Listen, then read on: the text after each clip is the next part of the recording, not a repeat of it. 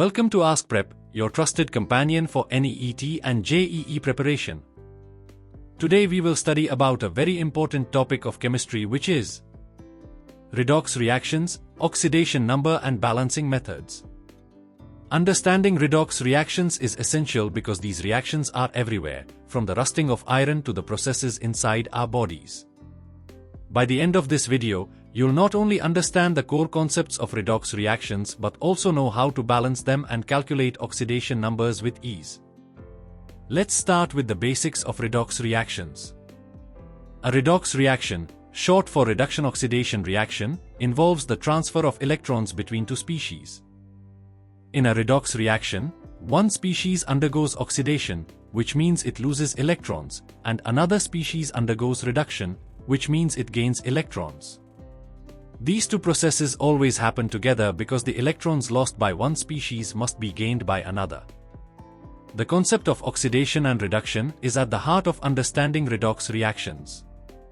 Oxidation is often associated with an increase in oxidation state, while reduction is linked with a decrease in oxidation state. But to analyze these reactions systematically, we use a concept called the oxidation number. The oxidation number, also known as the oxidation state, is essentially a hypothetical charge that an atom would have if all bonds to atoms of different elements were purely ionic. So, what exactly is an oxidation number? The oxidation number tells us how many electrons an atom has gained or lost compared to its neutral state. Let's think about an example. In a simple molecule like HO, the oxygen atom has an oxidation number of -2, and the hydrogen atoms have an oxidation number of +1. This tells us that oxygen is in a reduced state, and hydrogen is in an oxidized state compared to their elemental forms, which would have oxidation numbers of 0. Now, understanding oxidation numbers helps us identify which elements in a reaction are being oxidized and which are being reduced. The oxidation number of an atom changes during a redox reaction, and this change in the oxidation state is what drives the transfer of electrons. Let's take a simple example like the reaction between magnesium and oxygen. In this reaction, magnesium, Mg, starts with an oxidation number of 0, and oxygen, O, starts with an oxidation number of 0. After the reaction, magnesium forms Mg superscript 2, so its oxidation number becomes +2, and oxygen forms O superscript 2, so its oxidation number becomes -2. This shift in oxidation numbers is the essence of the redox reaction. Now, let's focus on how to calculate the oxidation numbers for more complex molecules and ions.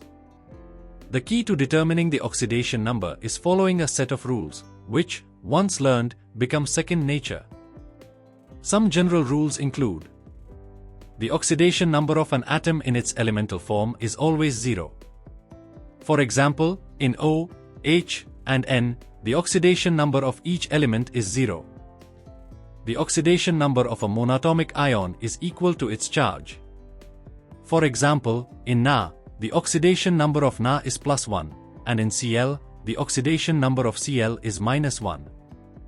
In compounds, hydrogen typically has an oxidation number of +1, and oxygen typically has an oxidation number of -2. The sum of the oxidation numbers of all atoms in a neutral compound must equal 0. In a polyatomic ion, the sum of the oxidation numbers must equal the charge of the ion. Once we know how to determine the oxidation numbers, we can use this information to identify what is being oxidized and reduced in a reaction. This brings us to the next important skill in redox reactions: balancing them. The first method is the half-reaction method.